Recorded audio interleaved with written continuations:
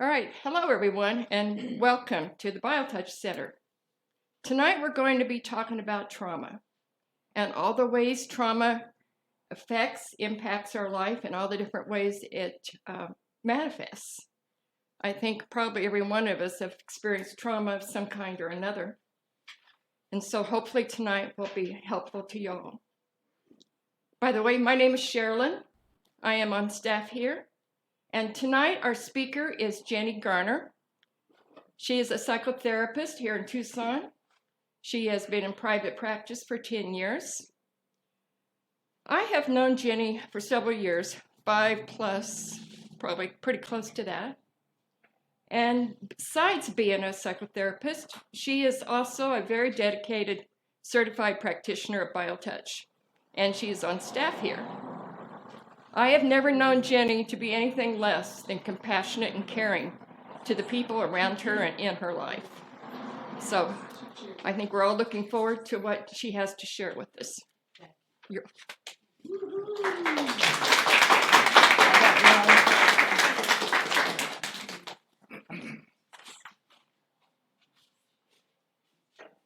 I am speaking to you on trauma, of which probably most of you have experienced. Can't hear me?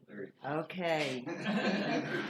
Trauma. I have been a psychotherapist in private practice for about 10 years, really longer. I've been a psychotherapist for over 20 years. I worked in several agencies in the community, and the one I worked longest at was Sam Heck, which was a mental health crisis center, which I was presented with trauma about 10 times a day. I really value that training, and that's why I went to work there, because it's very specialized. But even mental health professionals can develop secondary PTSD from hearing and dealing with all the trauma they deal with. So I probably have secondary PTSD, and I for sure have primary PTSD. I am a trauma survivor. From 3 to 18 years old, I was sexually abused, ritually abused, and tortured. And I can walk and chew gum at the same time. So I hope that is helpful for you. If there's one thing that has gotten me through my recovery, it's been hope. I have always known that I could recover. I knew it from the first moment. And that there was a path that was out there somewhere. And I would find it, and I would do it. And then I would help others do it. Because until I was 48 years old, I didn't know there was trauma. I did not remember my abuse.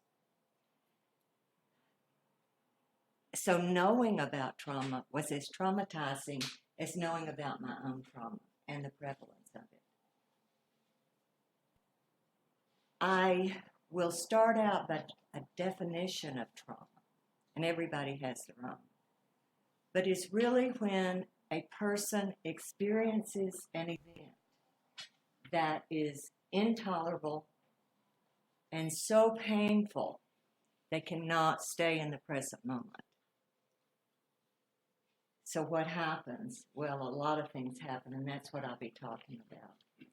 But you do not have to be a survivor like me. You do not have to be a refugee in Syria or on our southern border to know trauma. We experience trauma in this country every single day, multiple times. It is considered the most devastating and immediate public health crisis because of so many people who are traumatized constantly. So I'll talk a little bit about the causes of trauma and the prevalence of trauma.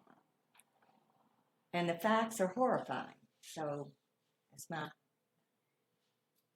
deceased husband used to say, screw on your cleats. It's going to be a hard ball game. 1 in 5 Americans have been sexually abused as children. 1 in 4 Americans have been physically beaten by their parents to the point of leaving marks. 1 in 3 couples experience domestic violence in this country. 1 in 8 of us have witnessed our mother being beaten. 25% of us were raised in families with alcoholic relatives. 12 million women in this country, and that certainly is not a current statistic, have been raped. These are horrifying statistics, and these kind of come from the Center of Disease Control. I tried to find statistics on the number of mass shootings in this country, but for some reason I couldn't find it. So if you know that, let me know. We've just experienced 2. So trauma happens to us. It happens to our families. It happens to our friends. It happens to our communities. It happens to whole groups of people. And I will be talking about that. I refer to that as generational trauma. Even though it is so hard for us to accept the prevalence of this terrible devastation that's going on all the time, there are other causes of trauma than those that I just mentioned were relational trauma, where somebody else was involved. Car accidents are traumatic. I had one. I had PTSD. I could barely drive afterwards. Natural disasters, famines, floods, fires are traumatic. People lose their lives, they lose their homes, they lose their property. Even bullying is terribly traumatic for young children. Even reading the newspaper can be traumatic because there's a trauma 2 or 3 on each page. So we have to limit what we hear and what we see. As I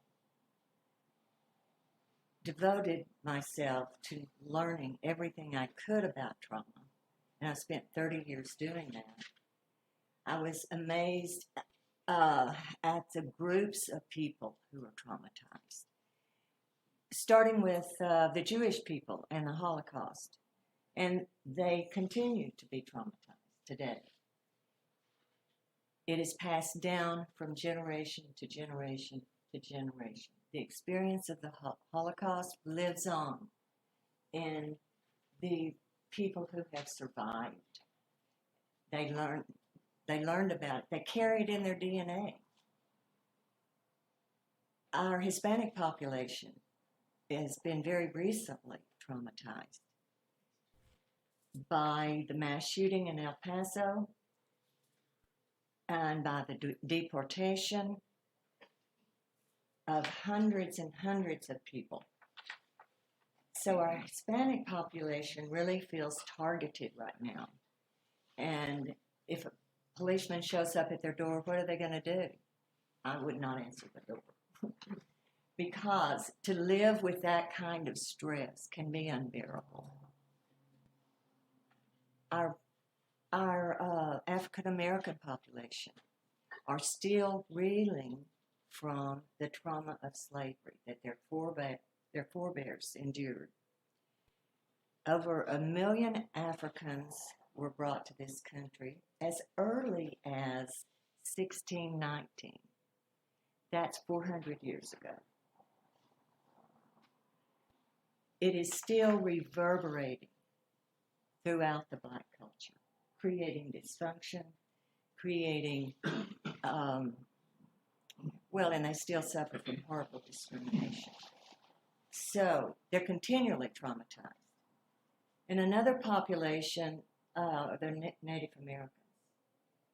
Have you been to a reservation? They are still reeling from being massacred 250 years ago and losing their culture, losing their language, losing their stories, their way of life. So there are many, many, many ways to be traumatized. And it just doesn't just happen to the individual. It happens to everybody that the individual is in contact with. It happens to, remember when Gabby Giffords was shot? This whole community was traumatized. Well, what did we do about it? I hope the people who were directly involved got treatment, but I don't know.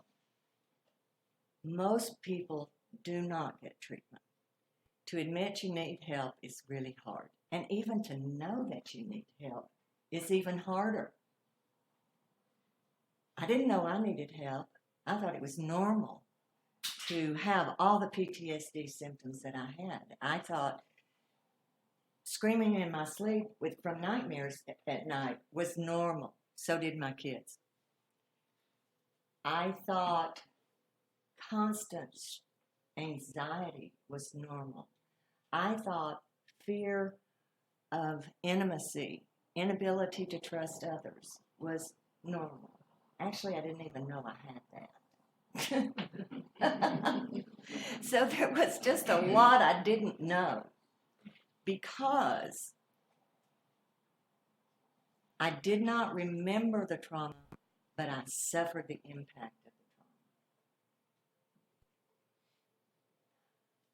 trauma. And what happens to us when we're traumatized? Well, it changes our brain, first of all. It literally changes our brain. You can get a MRI of your brain, and they can determine whether or not you've been through terrible trauma. Sorry. I was reading some research not long ago, and one of the biggest problems a trauma survivor has is being in the present moment. In fact, that's the hallmark damage. Cannot be in the moment. The moment is too dangerous to be in. So they ask people to undergo this study, and they told them when they went into the MRI to think of the present. Don't think about the past, don't think about the future, just think about the present. And they had people who weren't traumatized, and then they had people who had been traumatized.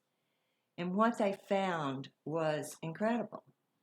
The medial brain structures that run from the front to the back of our brain is where our sense of self is. Well, we all think we have one. Maybe.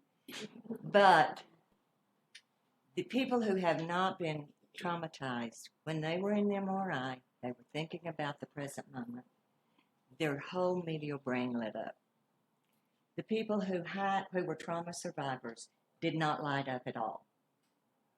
They don't even know who they are. They don't have a sense of where they are in space. So it changes the brain. And I think we can undo some of that, but the hardest thing to undo is the change in the brainstem, which is the primitive brain, which is what happens when we are traumatized, when we're scared to death.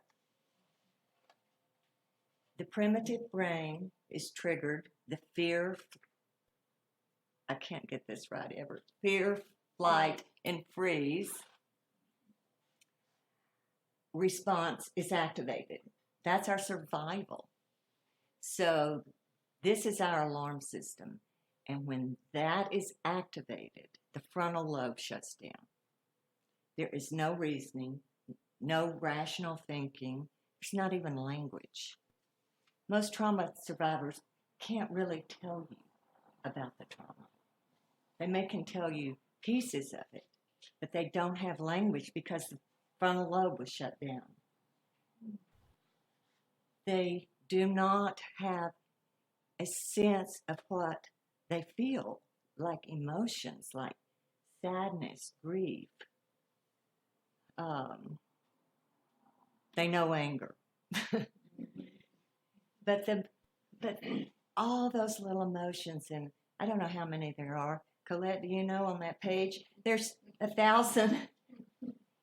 But when the body is disconnected, that's where emotion is. It's in our body. So if you sit for just a minute and get embodied right now, and just think about what you're feeling. And it may be disgust, it may be boredom, it may be whatever. But think about what you're feeling and be present with it. And then try to locate where it is in your body.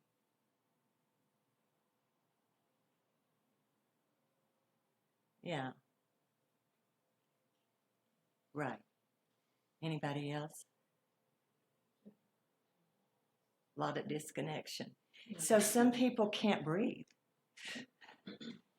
They feel it in their respiratory system, or their stomach, or their chest is real tight, or the shoulders.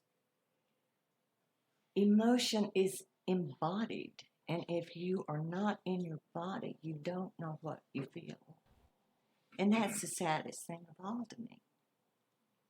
It's what makes us human. It separates us from the animals, so to speak. But the animals have this same survival mechanism. So and that's how we learned about it, was observing animals in the wild. And one of the most profound researchers on trauma actually started out in some kind of work with animals. And he observed a little animal. I can't remember what it was, like an antelope. And it was being chased by a tiger. And as it ran, and the tiger got closer and closer and closer, so it's running. Adrenaline is flowing. The fear mechanism has been set on fire. But when it becomes hopeless that it can escape, it falls to the ground. And it looks dead, and it actually almost stops breathing. Well, that's a great survival tactic. And trauma victims do the same thing. And we call it collapse. When there is no hope of escape, when you cannot fight and you cannot flee, you collapse. I was first on the scene, I don't know how. I was first on the scene at an accident years ago, and I didn't have CPR training at that time. It was a young man on a motorcycle who had been beside me. It was a bright red motorcycle, and I sort of had a relationship with him, just stopped at the light. He was so proud of it, and I was just like, oh, he's so happy. He takes off, and an old man pulls out on the road in front of this kid on a motorcycle. He swerves and is hit head on by a car and thrown like 30 feet. And I'm like, oh, jeez. And my first thought was, maybe I should just leave.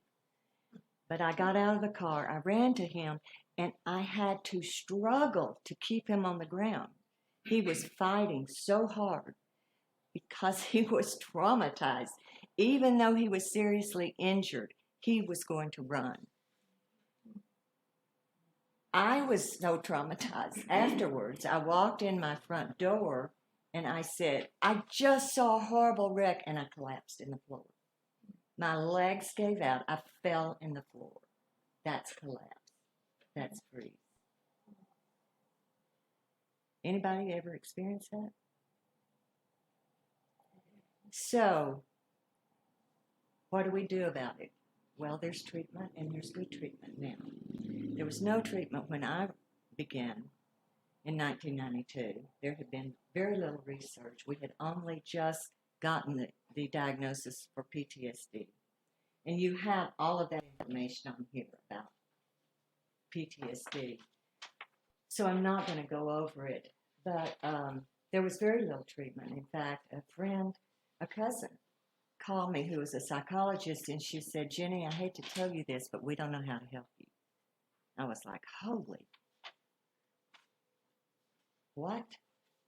I thought they knew everything. I didn't know anything about mental health. I'd never been in therapy.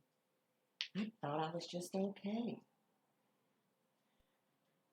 But I knew I wasn't okay. And I went to treatment.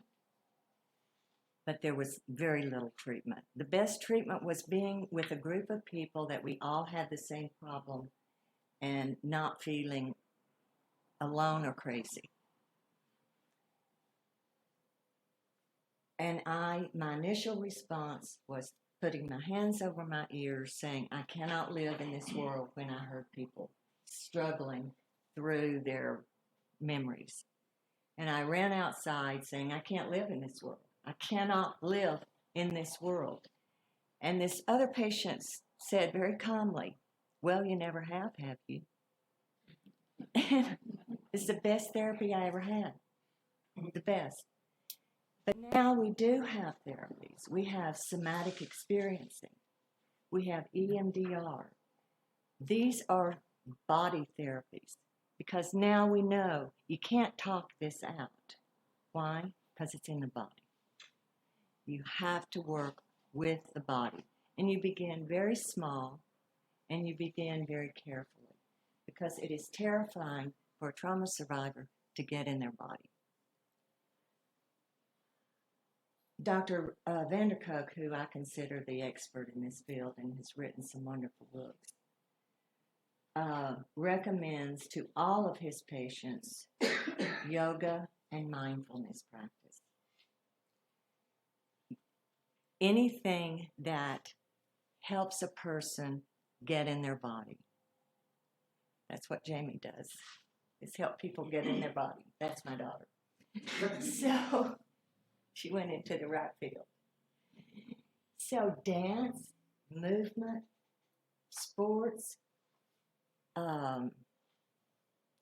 anything that is calming and nurturing. Being in nature, so you're trying to tamp down that fire inside. You're trying to tamp down the stress.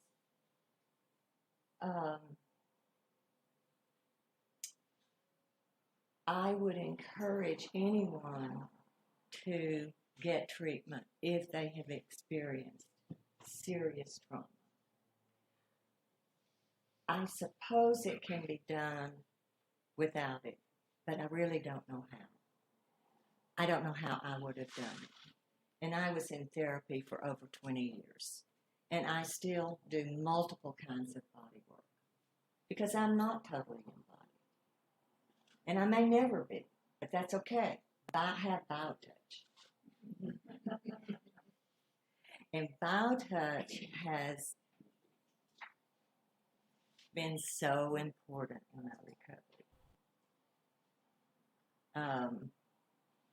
The first time somebody did the neck set on me, I relaxed. And I thought, what? I just went limp, and it was scary. And I had some other body reactions. But BioTouch is a really, really good therapy for trauma survivors. It will address the stress. It will address the dysfunction in the brain. It will calm down the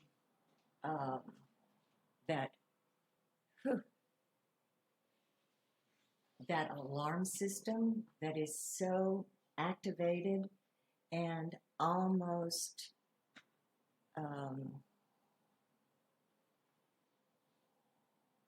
I can't think of the word. I just lost a word. It just happens. You can't control it. There is no control. So I really recommend that each of you who work with people who come in here, you're working on trauma survivors. They have fibromyalgia, they have all kinds of autoimmune diseases, which is common for trauma survivors. They have issues with their body. This can be a place where they can have safe touch with someone who really cares. And this may be the first time they've had safe touch. And it may be the first time they've trusted enough to come in. And it takes a lot of courage for them to come in here. A lot of courage. So be patient, be gentle. And I know you will. And thank you very much. If you have a question or two, do we have time? Yeah. No questions. Good. So there's some cards. I have cards. Get hold of you. And I recommend if you do have questions, concerns, or feel kind of weird or didn't really like this and you got triggered, my contact number is on here and you can text me and I will get back to you. So these are up here. You want to get them? And thank you again. Turn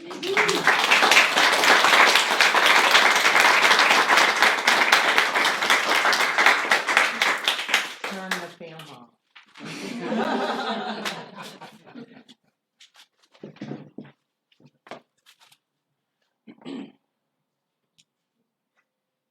Got it? I'm Oh. Well, Paul's going to talk about BioTouch. Where'd she go? Did she leave already? She's around. Oh, there she is. So I also want to thank Jen. So I'm Jenny's partner, husband, lover, whatever you want to call it. And it's been wonderful living with a trauma survivor and somebody who's been so open and honest with it. And so I've always encouraged her to stand up in front. So that was awesome. Because it takes a lot of courage to tell people.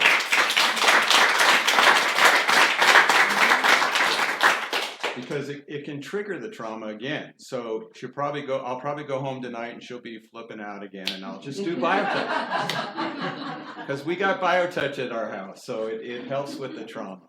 And so we want to thank all of you for coming to learn about BioTouch. I know a lot of you have, I've never seen you, so you've never really learned BioTouch. So what we're going to do is share with you the basic sets of points of BioTouch that you would do in a trauma situation. So when she talked about auto accidents, I've been in a couple of, driven up on an auto accident where the people are in shock. And being able to do BioTouch immediately in that situation, you could see the people relax. I was once driving with my brother and this guy was having an epileptic attack and he was flopping around on the floor and there were hundreds of people around in this circle. So we're starting to drive away and I couldn't stop.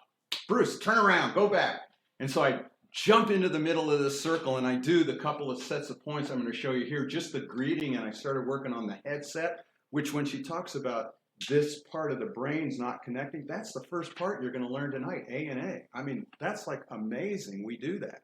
And so I'm just working on this guy and he's flopping around. And people are going, "Are you a doctor? Are you a doctor?" And I'm like, I didn't answer it. And within minutes, this guy jumps out of it and he pops up. And just as the EMTs come over, he was like, fine. So I backed away and everybody's going, "Who was that guy? Who was that guy?" Remember the Lone Ranger? Who was that masked man? So BioTouch can be done in any situation. It doesn't have to be done here. And our goal is to make sure that we teach all of humanity how to do BioTouch so it's in every home on the planet. That's the goal because it's simple to do. Everybody can do it. There are no levels of healers. Everybody's effective. You can be the biggest jerk on the planet, and I've proven that one because I'm a big jerk, and do BioTouch. Now, when I say that to 8th graders, they laugh and they love it because, oh, an adult jerk too? You know, because they were always adult jerk. So yeah, and you don't have to like the person you're working on. They don't have to like you. you can be in a situation and you don't know anything about it, and just a few sets of points you're going to learn tonight will help you in relation to that person who's dealing with the trauma. You don't have to know about it. You're not their shrink. You're not their psychologist. You're not trying to analyze what it's about. That's the one thing Jenny's really helped me with. Don't try and figure it out. In the present moment, there might be shaking or crying or screaming. It doesn't matter. In the present moment, if I just do what we're going to learn tonight, that puts both of us in the present moment immediately. There's no time frame. It's like it's in the present moment. It's the best meditation I've ever learned. It puts you in the present moment. You don't have to think about it. You don't have to have that conflict. You know, when you try and sit there and you're breathing so hard you get a headache, you know, because you're trying to pay attention to your breath or trying to watch your thoughts. Then that's impossible. Monkey mind is just BioTouch. It doesn't matter. You can think whatever you want. I'm always thinking about what I'm going to have for dinner, or my beer and pizza at the end of the day. You don't have to think about it. And so what you've been given is this little. This is a what do you call it? Workbook. The workbook comes from our full manual. This is our full manual of the whole system, what we call BioTouch. That picture up there is all the points. There's only 17 sets of points. It's simple. We're not going to give you a lot of hoopla today about the history of it, except I will tell you it was created by a mining engineer that I personally met in Colorado 30 years ago. The guy was an ex-John Bircher, hunter, killer of animals, people if they got in his way, and I was the town Jewish pacifist. Hippie, long tail, ponytail, flip-flops, cut-off jeans, and he and I had to meet each other. I got a back problem. He helped me with the back problem. I said to him, we need to get this technique out to the public, because one of the old timers, I mean, you had people sitting in this, talk about trauma community. I mean, this was centuries of trauma in Mancos, Colorado. But people were sitting together in this guy's house with his wife, getting touch. And one of the old timers turned to me and said, Norman and Carol brought love to the Mancos Valley. What? I'd been studying 20, 30 years before that to try and find God, love, and guru. And here it was in a little town with touch. And so I became, as we say, the stooge to get this public. So the technique itself has only been public for 30 years. And our main goal here in this center is to make sure that we can get it to everybody. So we have workshops like this. A little later, we'll tell you how other ways you can learn it. But any basic questions about the technique itself? We don't go into a lot of it. We have a 10-hour training where we go a lot more into detail about it. But that's all you really need to know, because something, the history doesn't matter. I mean, I could be Norman. You don't know. It's just a story. I could be giving you fake news, right?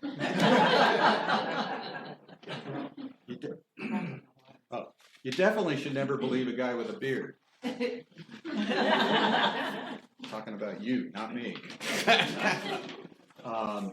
So don't believe anybody, but try it. So you're all here to try something. I'm not really sure how we'll break up into groups, but we're going to do it because you're going to actually practice tonight.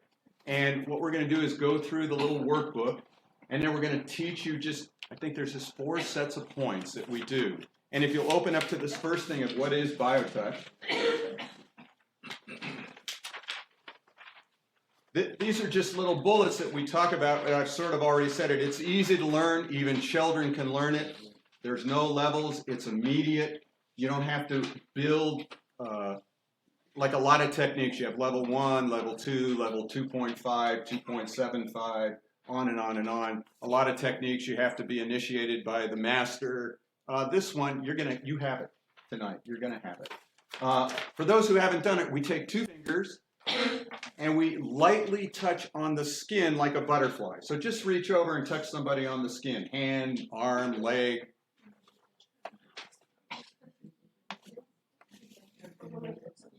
And it's a technique where one person touches another. The first question we always get is, can you do this on yourself? And that's a really isolationist point of view of our society. Because we're freaked out when I say, oh, you need to touch another human being. It's like, oh, I don't have any friends. Or, oh, I don't let people touch me. Or, oh, no, that's trauma. our society, our Western society is traumatized by touch. We're traumatized by it. We're scared silly about abuse and sexual thing, and somebody's going to turn. And then, I remember when I worked on my parents and they were dying. And I remember working on my father's feet with BioTouch.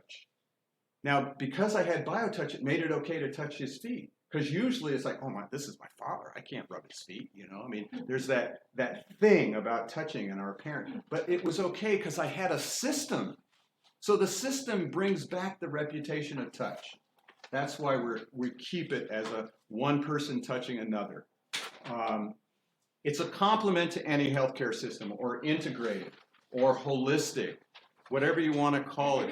BioTouch and any other technique can be done together. Jenny mentioned EMDR, massage, dance. You can add all these things together. What we're finding is BioTouch should really be the go-to technique, and then complement it with whatever else you want. We used to think it the other way, but BioTouch is so simple that you can have it in your home with you right away.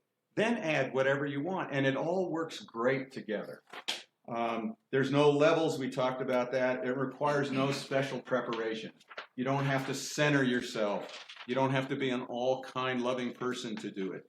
I remember learning some other techniques, and they told you, don't do the technique if you're in a bad mood. Well, hell, that would get me out of it right away. I can wake up pissed off, So it's nice to have a technique that doesn't require me to be an all-kind, loving person. I'm that too. I have to admit. I'm an angel sometimes, but I'm sometimes an SOB. And what BioTouch allows us to do is go into healing work as a total human being. Okay? So those are the things that we are the basic bullets. Now, in practicing it, it's real simple. You wash your hands first, or rinse them. It's not you don't have to scrub down. It's one person touching another. You do every session with what we're going to call the greeting, and we're going to teach you that tonight. You use the first two fingers of each hand to do it. Those are the main thing. There is a couple of sets like you'll see in the headset where we lay the whole hand down, but these are two fingers touching points on the body. And the points are done on the skin and a butterfly-like touch for 6 to 8 seconds. So you'll hold the point 6 to 8 seconds, and you'll go to another point for 6 to 8 seconds. The nice thing about it is you can't hurt anybody. So if you don't get the right point, their brains aren't going to blow up, okay? They might have a foot fall off, but their brain won't. And it can be practiced anywhere. So if you're at the dance studio, or if you're at your yoga class, or if you're at Mount Lemmon where we met each other, and I fall off the ski lift, somebody could come right away and touch me. You can do it. One of my best examples of doing it anywhere, we have a certified practitioner in the Chicago area, and she's a dancer in a bar, and she does BioTouch for her tips. She works on the neck and the head, and she works on all the other gals who are dancing, who most of them are in trauma. The reason they're in there dancing, making money, is because they had trauma lives. And she's bringing BioTouch to bring a different kind of awareness to a usually very traumatic experience for these women. So it can be done anywhere, in the safe way. It can be done in Germany. It can be done in America. It can be done in Switzerland. We have practitioners all over the world: Japan, Mexico, the Netherlands, Egypt. So it can be done anywhere, and numerous practitioners can work together. Okay? That's the basic ideas of it. These terms here, these are terms that we use in the manual. They're not necessary to know. You don't have to memorize them, but they're a way that we create our own little language as we teach BioTouch. Okay? Are there any questions about the technique itself? Otherwise, we're just going to teach you some points. There she is. Huh? There she is. So while she's bringing her out, the story is in this little book, which we sell tonight for just $10. This is Deborah Schildhouse wrote this book. She interviewed me. She was a certified practitioner. It goes into more details about the days I used to swim with, take my baths with the beaver, when I left my parents, and how it just disgusted Deborah, she was a Foothills girl. She's like, you took baths? You took baths in the river with the beavers? What's wrong with you? So she'd never really met a hippie before.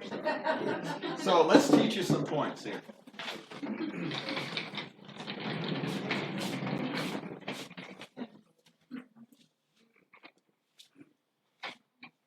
All right, let me know. Back her up a little bit. She's really tall. Yes. That's why he's doing the headset. Okay. Ready? Good. Okay. All right. So, Wait, we have to turn the page to reading. yeah, turn the page to greeting. Thank you, Paul. All right, the greeting is what you do first before you do any BioTouch at all. And this is the only set where you're only going to use one hand.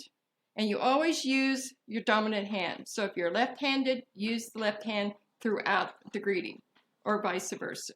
If you use both hands, pick one, and then just use it throughout the greeting. Now the step one, point one of the greeting is in that fleshy area just below the breastbone. So you're going to take your dominant hand. You're going to, with these two fingers, in that soft area just below the breastbone, and you're going to hold it for 6 to 8 seconds.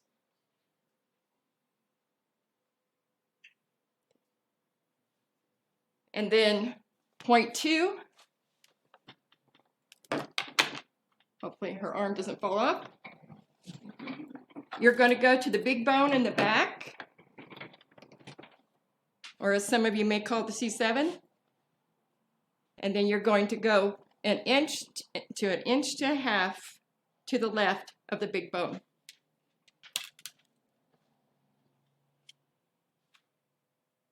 And hold for 6 to 8 seconds with your dominant hand. We will just yeah. She's experiencing it. Yes. All right. And that is the greeting. Now, if you get interrupted, like if, let's say you're a practitioner and you're working with a client, if you get interrupted, have to leave the room, you just step back into the room, redo the greeting, and continue where you left off. So that is the greeting. Okay? So the next set there, so these are in orders of importance that you could do. So if all you could do on somebody is the greeting, that will help in a trauma situation, just doing the greeting. And I just tested that with some, if you know muscle testing, or this woman was in our class, huh? Kinesiology. Yeah, kinesiology. Or this woman had these rods and she would find out where your field was, and then she would give you a trauma response, and then the field shrunk to nothing. So I said, well, let's try BioTouch. So I just did the greeting and what you're going to learn now, A, and the arm was strong and the rods opened up, the field opened up. So just doing the greeting and just what you're going to learn right now, points A and A of the headset, it could be done immediately. And you're talking, it ain't going to even take you 30 seconds to do these two things. So the step one of the headset is A and A. The point A on the front is right at that head where it meets the crown. And point two on the back is right at the base of the skull in the middle of the neck. Now, does that look like something we just saw that Jenny showed us? Didn't she talk about that connection from the front to the back that is immediately stops working with people who have trauma? Oh my gosh, A and A. So if that's all we can do in a trauma situation is the greeting in A and A, you're already ahead of the game. Now, to go with the rest of the head, which works on all the brain connections, okay, we're looking for a hold point. Wait, we're going to practice in a minute. Yeah, we're going to break up and practice. You don't need to do it now because you're distracting us. That's normal. That's trauma. So we're looking for the hold point. A hold point means that that point's going to stay stationary while the other hand touches points. So we're looking for the X. The X is usually the hold point. And that's going to be, you choose one side. It's at the base of the skull on the side of that large muscle. And you put 2 fingers there. Okay? And then you're going to do points 1 through 5 on the other side of the head.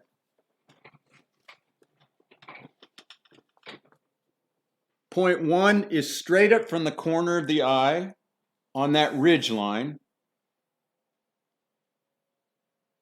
Point 2 is straight up from the front of the ear on that ridge line.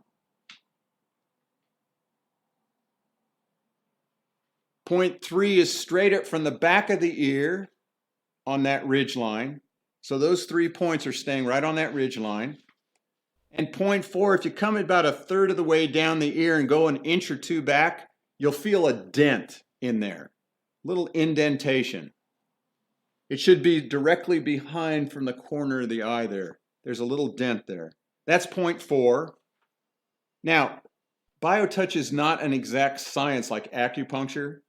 You don't have to get the needle in the right place. You have about this much room. So, it's not a science here. And then point 5 is at the base of the skull on the side of that large muscle, which means you're now opposite where you're holding your point, right? Now here's the fun thing. That point becomes your hold point while you touch the other side. 1, straight up from the front corner of the eye. Point 2, straight up from the front of the ear. Point 3, straight up from the back of the ear, again holding for 6 to 8 seconds. Point 4, about a third of the way down and an inch or 2 back. And then point 5 at the base of the skull.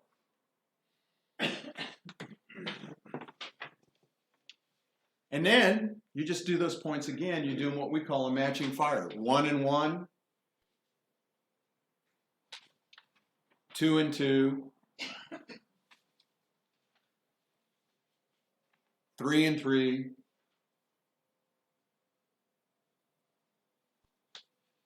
4 and 4,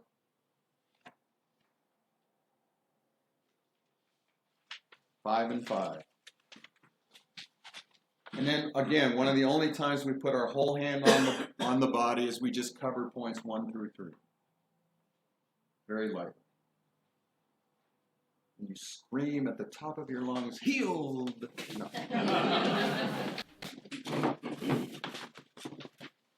So those are the 2 main things we do. And then there's a couple of other things if you have more time because you're really working on doing some healing work.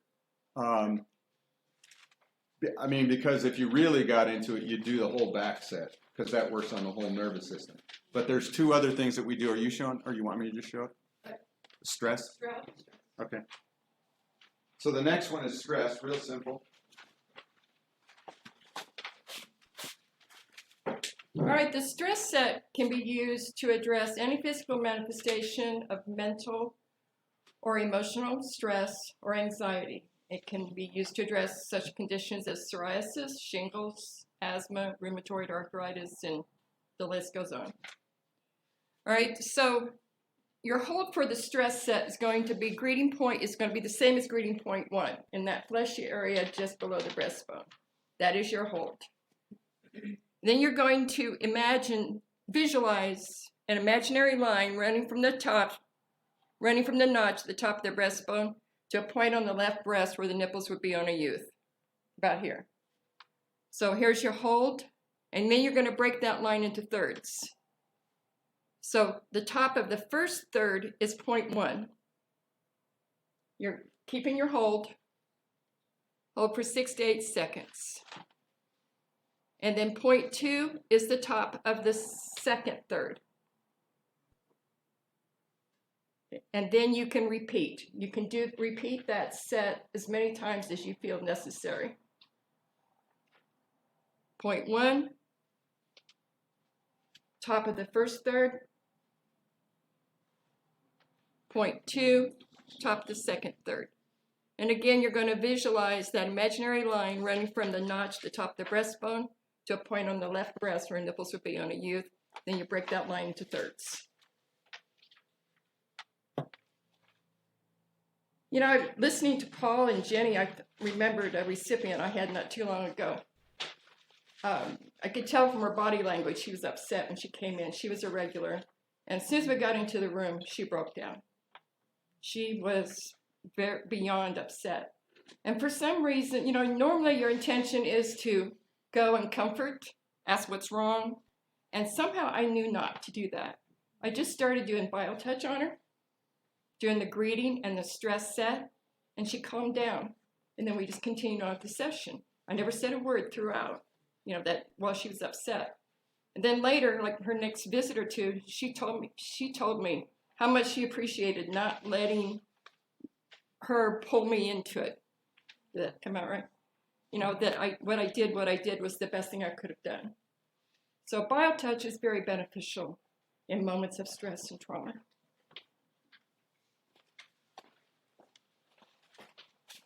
And then we just have one more set, the metabolism, which helps the body. We'll turn on the AC in a minute here. Otherwise, you can't hear anything. Helps the body get rid of what it doesn't need and assimilate what it needs. And so even a lot of trauma, PTSD, a lot of people going through mental health work who are even taking their medications. But BioTouch can help, this metabolism can help the body assimilate what it needs, but it can get rid of all the side effects of it too. So, you know, it'll let whatever you're using work and not have a liver blowout or a kidney blowout. It'll also help all the pieces of the body, the liver or the pancreas. And what happens in trauma is all of a sudden your organs, if you go to a naturopath, they'll a lot of times look at the liver and go, oh, anger or you know, all the different organs have different emotions. So the metabolism helps work with all that, including blood sugar, which I'm sure in trauma starts going bazookas. So, and then she talked about autoimmune system diseases as a big part of trauma survivors. So metabolism is a real good one to help care for all of those things. Two basic steps. First one is right along the front of that large muscle in front of our neck there. Points 1 and 1 are above the collarbone in front of that large muscle. And this is what we call matching fire. 2 and 2 is halfway up the neck in front of that large muscle. And then 3 and 3 is just the top of the neck in front of that large muscle. Now you can repeatedly do any of these sets, but that's at least once with that. And now what you're going to do is you see that X, which is on the left breast. You go about a third of the way up and over. That's where that nipple would be on a youth. Any youth? So you hold there. You're going to hold that point there while you're going to touch those points 1 through 4 on the back.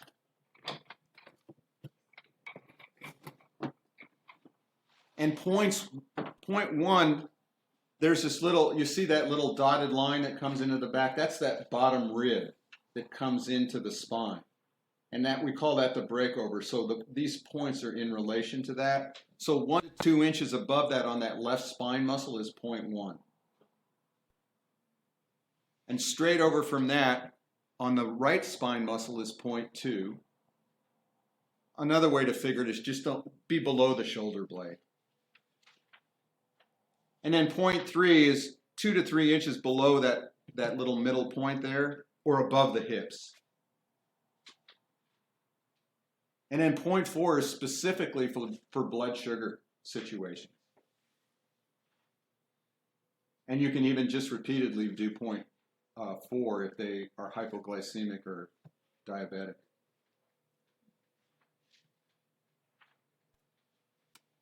Any questions with those? That one with the blood sugar. Yeah. How about people that crave sugar? Would you do more? Sure, just do it. Can't hurt. I crave sugar in a trauma response, so give me more. Especially when we make a pan of brownies. Any questions about? Brownies or regular brownies? Pardon? Hippie brownies? Oh, or hippie regular brownies. Really? Go to California, it's legal now. Any questions about the points? Okay, what we're going to do is I'm going to turn this off, say goodbye to all of our people out there in La La Land, and then we're going to break up into groups.